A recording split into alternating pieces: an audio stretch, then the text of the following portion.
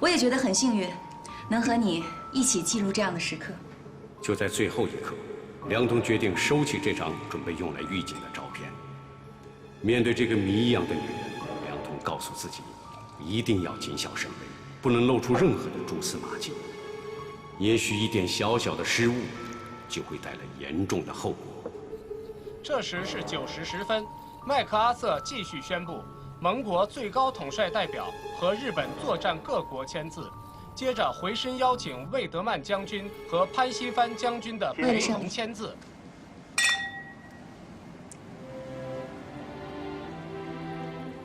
中华民国代表现在签字了。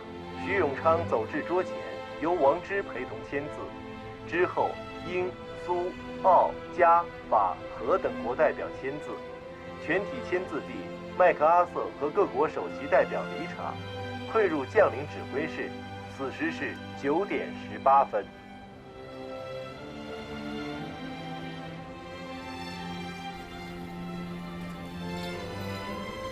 9月18号，很巧合的一个日子。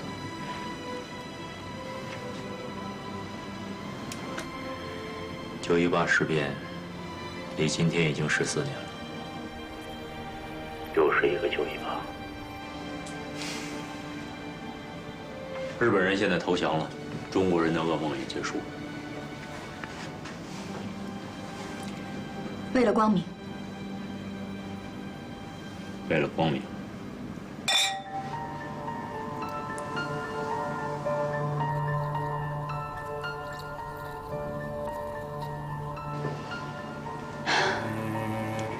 你很喜欢这把枪吗？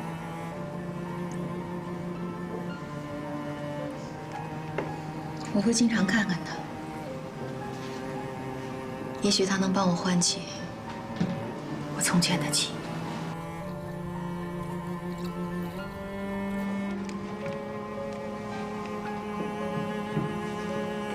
你能想起来在哪儿受过的训练吗？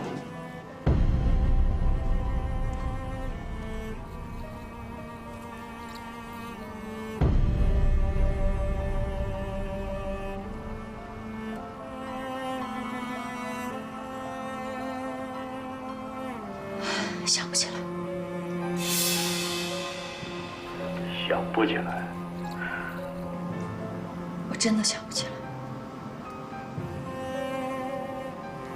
在伦敦的那几天，应该是另外一个人的传奇故事吧。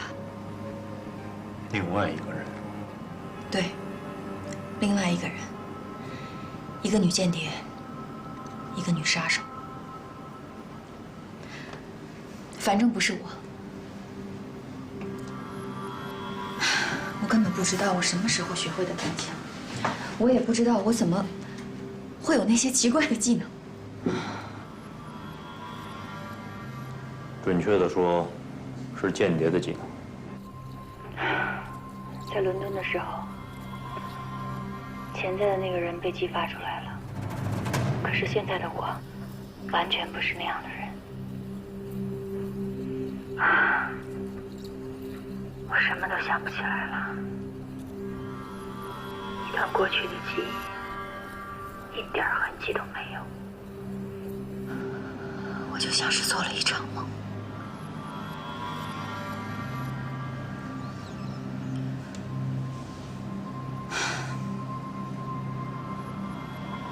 天空没有留下翅膀的痕迹，但我已经飞过。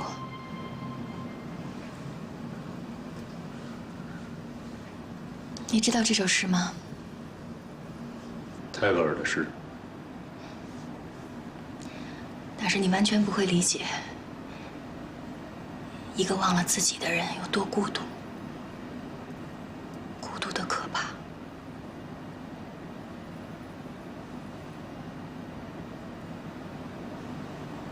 我理解你的这种孤独。我虽然已经习惯了这种孤独，但是我一点都不喜欢。因为当你孤独的时候，你会感觉身边一片黑暗，想伸手抓，却什么都抓不到。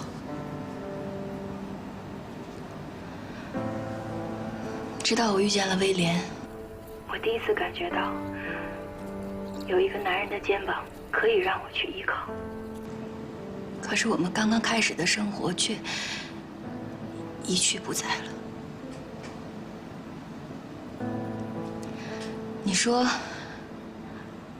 我的命运是不是注定了我一辈子孤独？如果你这么害怕孤独，我建议你考虑一下治疗你的失忆症。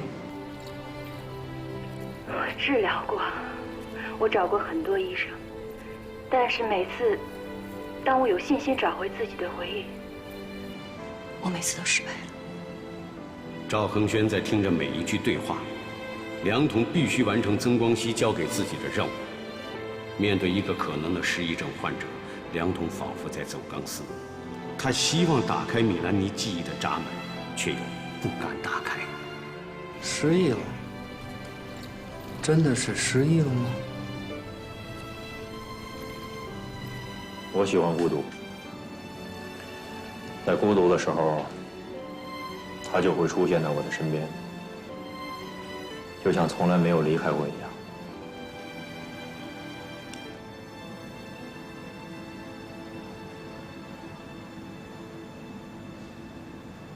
你说的他是你的爱人吗？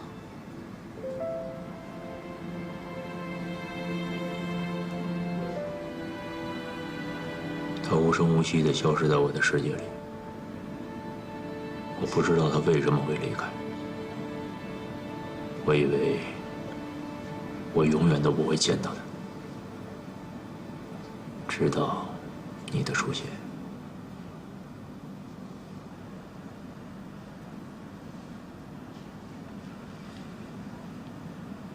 你真的觉得我就是他？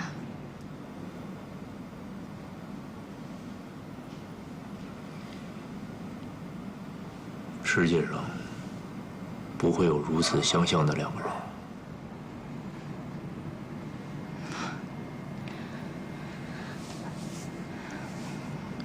但是我真的不知道我和你说的那个人有什么关系。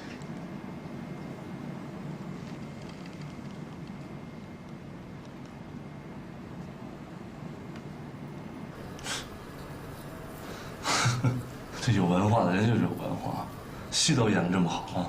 是，戏的确演得不错。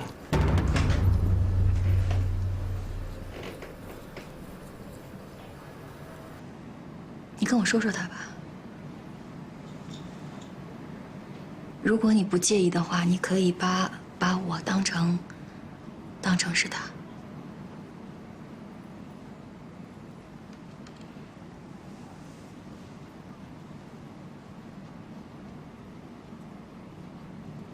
我和他是在日本认识的，当时是参加一个聚会，跟他一块儿来的有一个男人，那个男人非常的英俊高大，他当时也非常的漂亮，能感觉出来他是一个非常温柔、非常善良的人。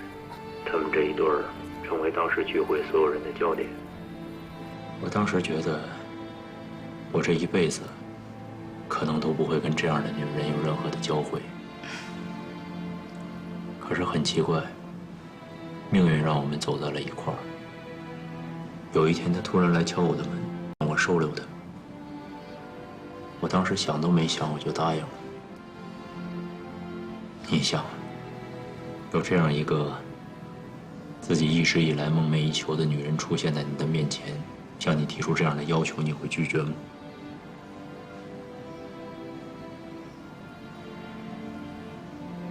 可是我收留他的这几天，他一句话都没说，跟之前的那个人简直就是判若两人。我早上出门的时候，他坐在窗前，等我回来，他的姿势都没有改变过。后来他告诉我，那个男的让人给枪毙了。他是一个共产党。日本共产党。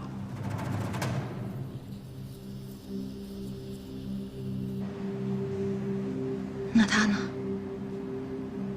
你喜欢的那个女孩，她是共产党。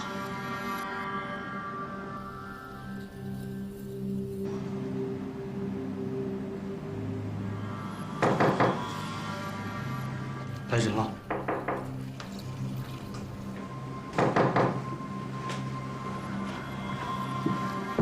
谁呀？这是在这个时候来捣乱？老套的故事，不过是个敏感的话题。丹丹 Mark， 米兰妮，你怎么来了？哎呀，俺太想你了。快请进，快请进。好。哎，梁将军，你也在啊？太巧了。是啊，马克，真是太巧了。查，给我查这个人是谁，快去！你们两个认识 ？Mark， 你什么时候认识的梁将军？啊，对，我就几天前来过重庆，见过梁将军，就待了几个小时，然后又跑回东京了。盟军战区最高统战部，中国战区参谋长的参谋。哎，你是不是忘了点什么？嗯。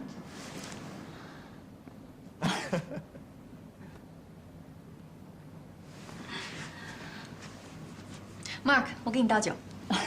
好，坐。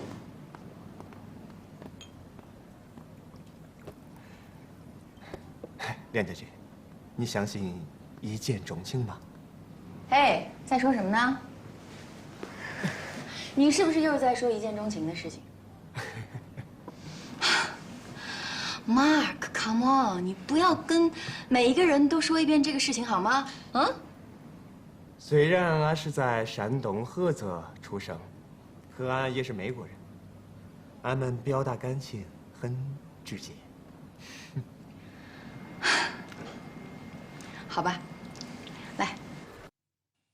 魏德曼将军的参谋，山东菏泽出生，一口地道的山东话美国人，这都什么乱七八糟的？啊，对了，Mark，你吃过饭了吗？还没有，有一点饿。好吧，我去准备。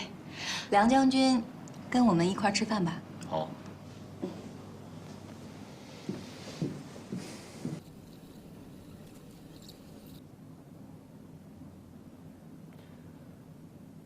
安奉维德曼将军之命，在首相仪式后立刻赶回重庆，就是要见你，商议登陆计划的协作问题。没事了。我知道了，大白天的也开灯。快，来来来，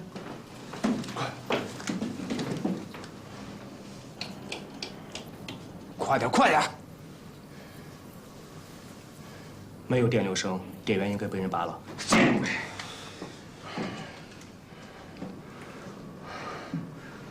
刚才他们最后一句说的是什么？登陆协作。对，我听的是这个。对对对，好像是。魏德曼将军批准了登陆计划，我们要好好的筹划一下。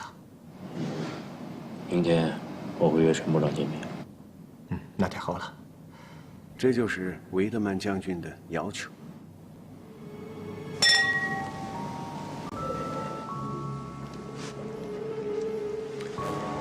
米兰妮，我能借用一下你的洗手间吗？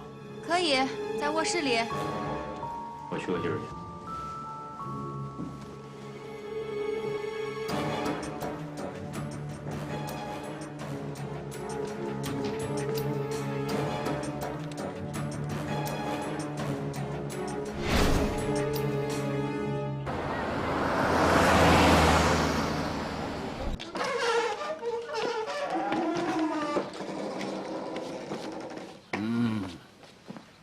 丫头啊，你真的要把这房子卖了啊？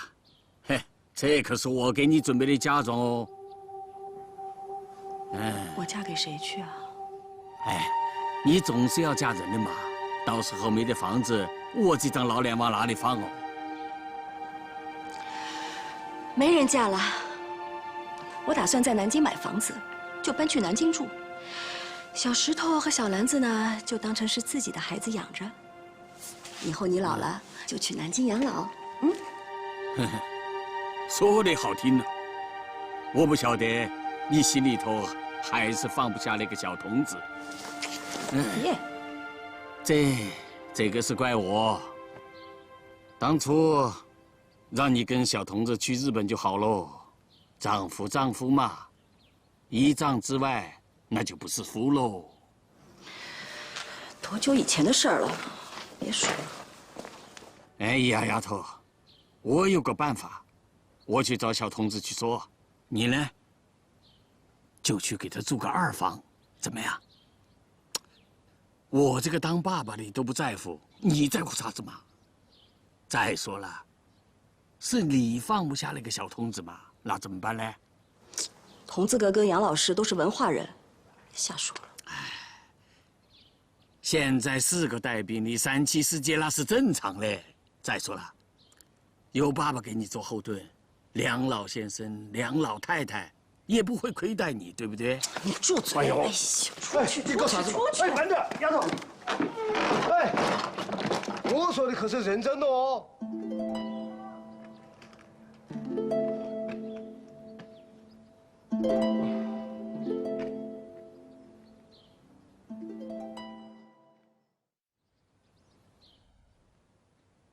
鬼娃子去南京之前，把这个焦点交给了我。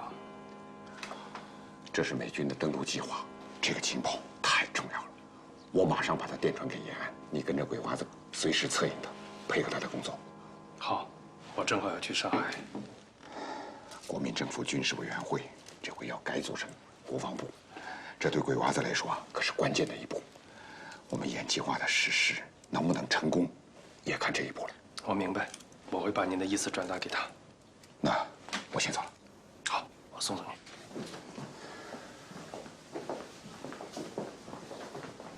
绝不能是少数人所得而私，绝不能让少数资本家、少数地主操纵国民生计。写得多好！蒋先生应该看看这本书。如果谈判按照这种思路去谈，那就是众望所归。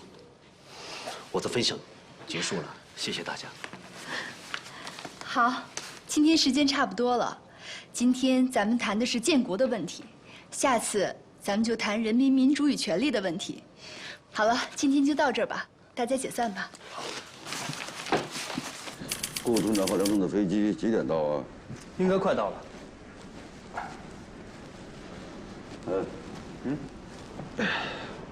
你刚才跟我说，是梁彤自己把监听器的电源切断的。哦，是的，进来了一个马克中校，说了一个什么登陆计划。梁将军说，这是军事委员会的最高机密，不能窃听，他就把监听器的电源切断了。马克中校，他是魏德曼将军的参谋。他认识米兰妮吗？他们好像很熟。据我调查，他是米兰妮小姐的追求者。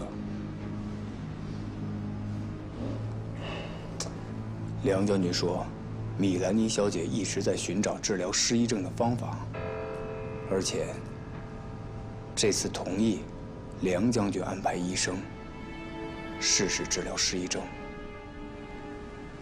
这是梁彤亲口跟你说的吗？是的，他让我转达给你。好事情。报告，局长，飞机马上就要着陆了。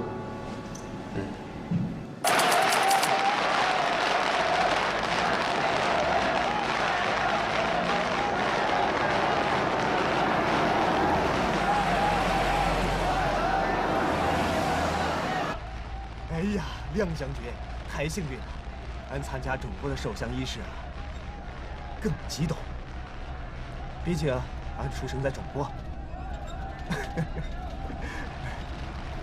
马克中校就是将米兰妮带去美国的人，他告诉了梁彤他对米兰妮一见钟情的往事。那时候米兰妮并不叫米兰妮，她的名字叫何美惠。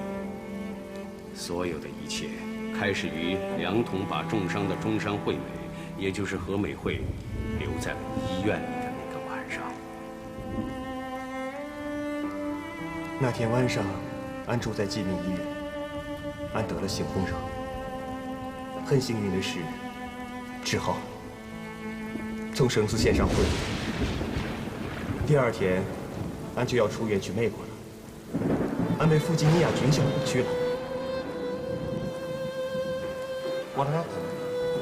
Yeah, it's an emergency. The patient arrived in a critical condition. I see very depressed. Now go to sleep. Tomorrow we have a long way to go.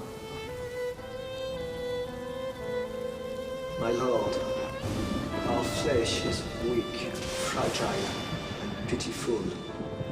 We struggle against the disease. 那天雨下得很大，电闪雷鸣，俺一个晚上都半梦半醒，也不知道父亲是什么时候回来的。俺醒来的时候，天已经亮了。I beg you to have pity on her. Forgive all her sins, removing pain and suffering. Give her health back. 那天，第一次看见了美丽的米兰妮，俺就痴迷了。这是俺的女神，俺的眼睛再也离不开她的面容。She got shot 3 times. I've removed all the bullets, but she has amnesia. She can't remember who she is. As soon as she's stable, the hospital will call the police. She faces jail. You can't save her.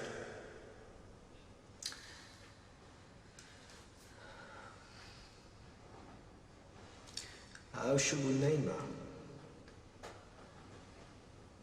How about Milani? 父亲从此多了一个中国养女，叫米兰妮。她和俺一起回到了美国。阿恒，你和米兰妮的一见钟情，暂时来说只能是一个秘密。她的过去对他来说非常的危险，他的枪伤，还有他自己发现的种种秘密，他很可能是一个特工。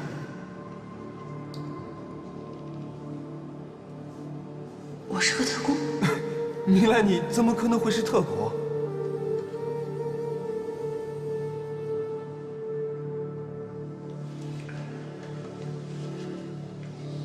特工的秘密永远都是危险的，相信我的话。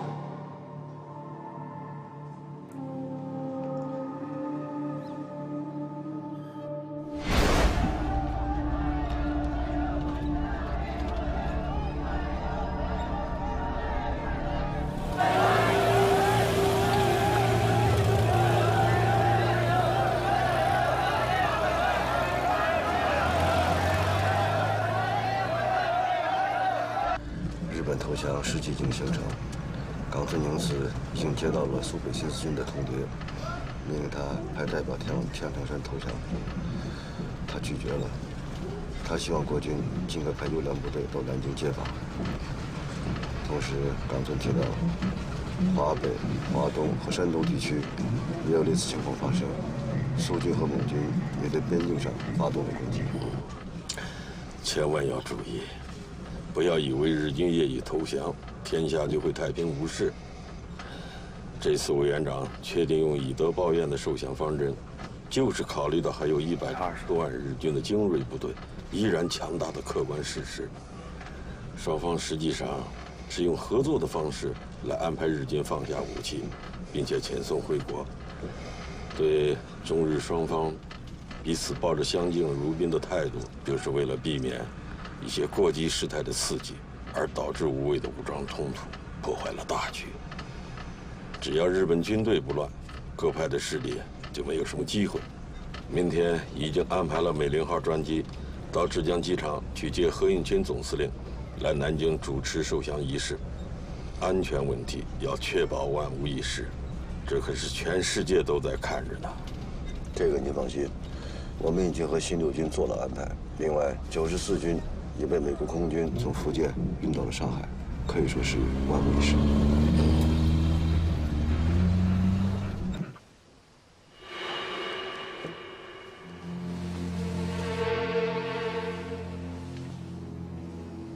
怎么样？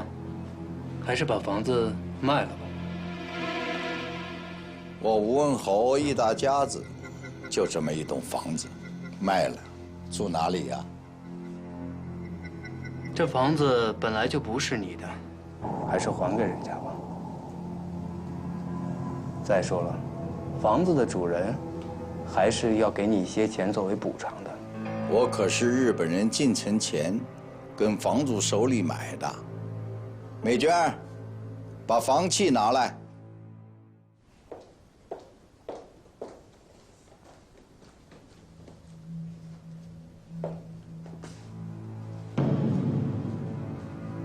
我这房契藏了好多年，从来不敢拿出来，就等着国民政府回来。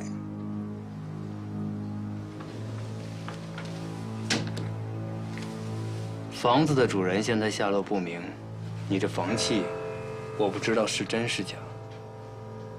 房子主人的女儿要回来，想收回房子，你看这怎么办呢？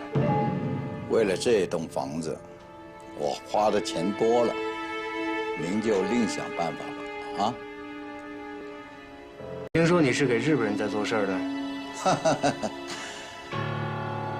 日本人占领南京，南京城哪个不是为日本人做事？您是在什么单位做事的？鄙人是上海储备银行南京分行的行长。搞金融的。见笑见笑。再说我们的总裁潘三省，本来就是你们忠义救国军的地下人员，直接受你们曾局长领导。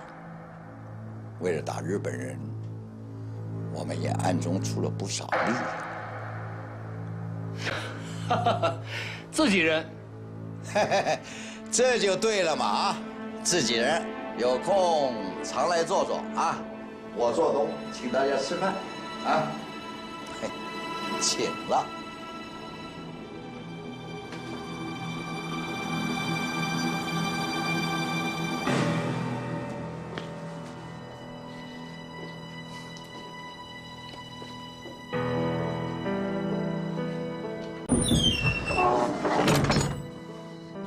主任，算了，就这么算了？先等一下吧，现在在风头上，不能出乱子，弄到手续再来。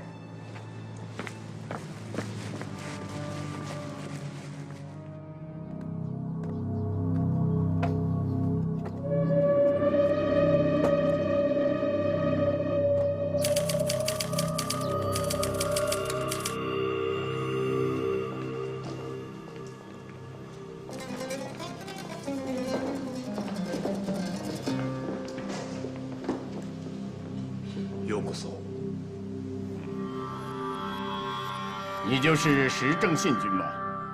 在下正是。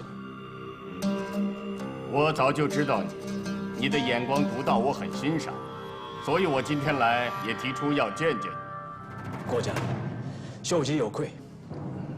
辻君は確かに日中関係の見解が私よりも明確だ。彼は何度も日中会談を要求したが。私は反対した。今となっては後悔しても遅い。你现在决定受降，就证明你并不短视了。さあ、どうぞ。大本営の若い士官たちはまだ見識が浅い。国民党と共産党が内戦になり。双方ともに痛手を受ければ中国の東北地方を狙っているソ連軍と日本に駐留しているアメリカ軍とが手を伸ばしてきて中国を分割することになる。そうなれば東アジアは西洋人の天下となる。我相信您也不愿意看到共产党获胜。如果让他们统一了中国，那就是实行共产主义。それは我々も共に望まない結果です。石正信君，我们任命你为日本官兵遣返的负责人，配合冈村宁次先生的工作。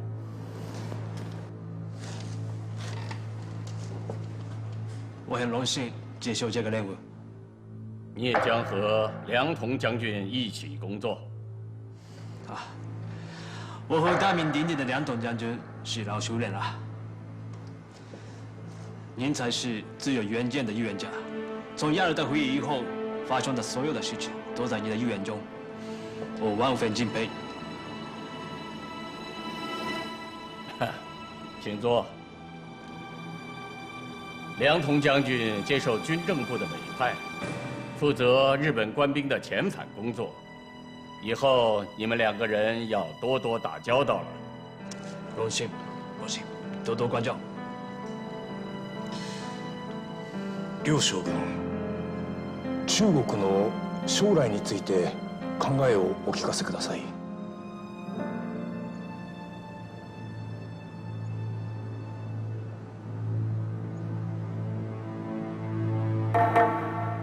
中国的未来一定会掌握在中国人自己手里，中国屈辱的历史从此不会再上演。好，说得好，不愧是我们中国军人，我们的西南子弟兵。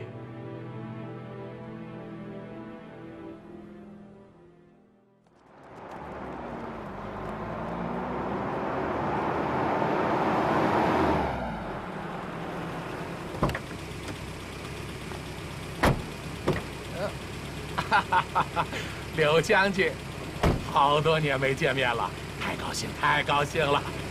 我以为啊，这次只能在电话里和你通话喽。我也没想到这么快啊，这得感谢你们周市长。哎，这个市长，你就不要再提了，现在已经是重庆国民政府啦。你说，周佛海这个老东西，他搞什么名堂啊？我要见冈村宁次，他给我弄到上海来干嘛呀？周先生说，冈村宁次不太方便见你，动静太大，外头看见不好。不过冈村宁次委托了一个代表来见你。他能代表吗？当然，全权代表。你告诉周佛海，这件事他办好了，我们忘不了他的好处。哎，这个当然知道，咱们2个打交道也不是1天2天了啊。刘将军，酒店的房间已经给您准备好了。好，哎，请。好。老爷不好，出事了！老爷不好，出事了！啊！我们没事了。干嘛？你们知道这是谁的家吗？啊！吴老先生，你好啊！又是你！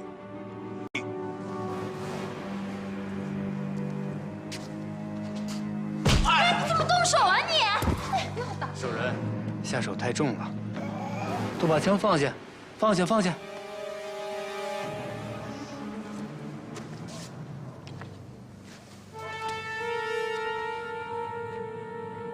让你卖房子，你不卖。现在我要征收这所房子。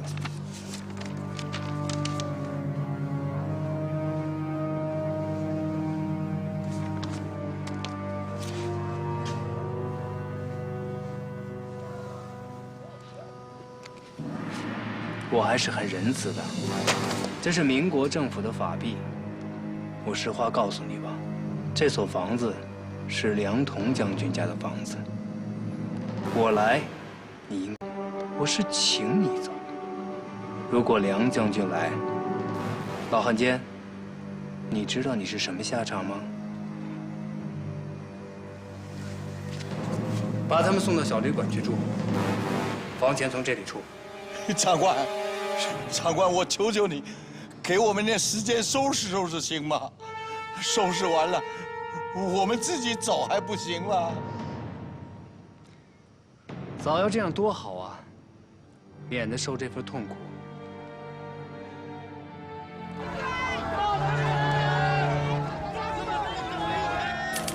日本人投降以后，几百万人需要遣返日本，这需要占有陆运、海运、空运多大的运输资源。这对于梁同来说是一个非常好的消息。他知道，这会极大地延缓国民党部队的调动，为我军部队进军东北赢得报。打出这样的标语还算你们聪明。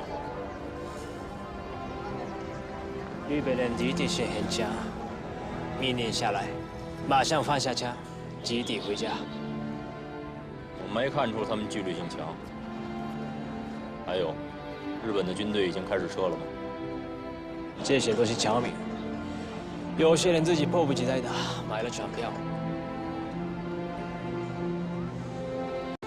这2天马不停蹄考察上海的民用码头，为了日本官兵侨民的尽早回国，我深表感谢，感谢谁？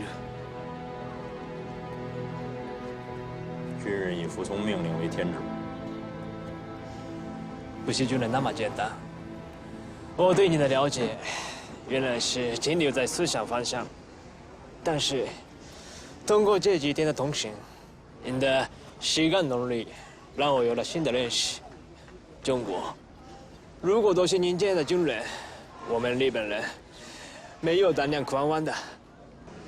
朱忠信，你不用在这跟我套近乎。日本的战败应该从自己身上找原因。举国的军国主义、战争狂热，日本的每一个军人都应该好好反省。不过像你这样极端的理智又极端疯狂的家伙，倒是一个特别的存在。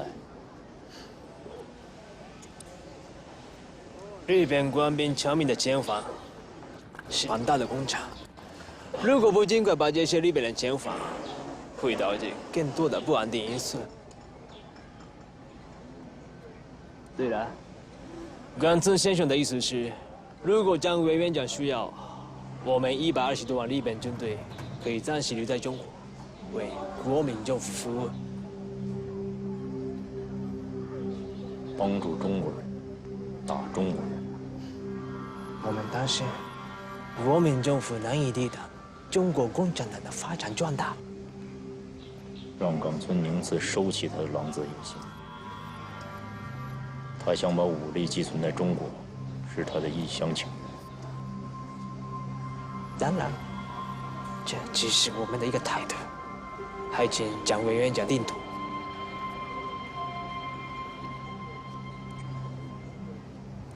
日本的军队在中国的领土上干尽了泯灭人性的事情，这种伤痛对于中国人民来说是永远没有办法愈合的。这段历史也永远会被世界史记载。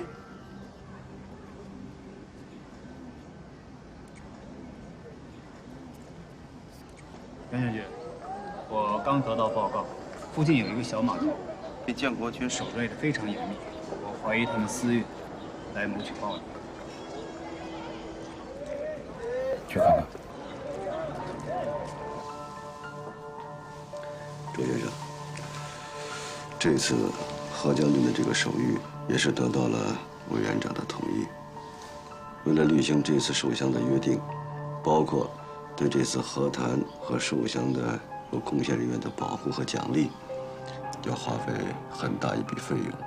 这笔费用呢，在国库里不好体现，更何况国库空虚，也拿不出这么多钱来。所以，所有的费用呢，就得靠这船银锭了。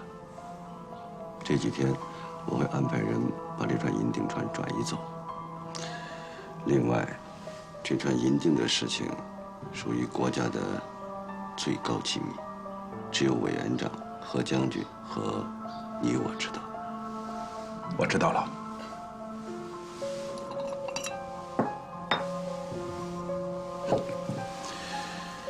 这几天，廖斌和谈泄密的事情一直在我脑子里转。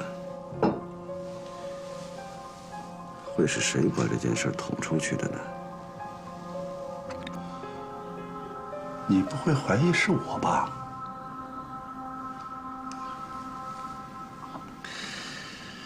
当然不会。那是梁同，梁将军。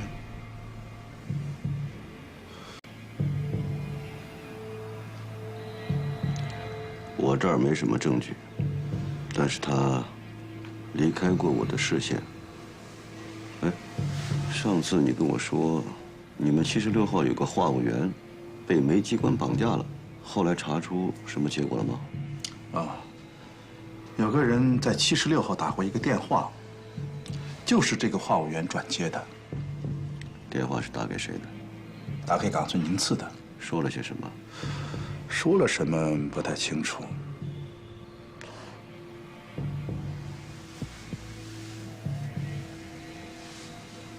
是梁同。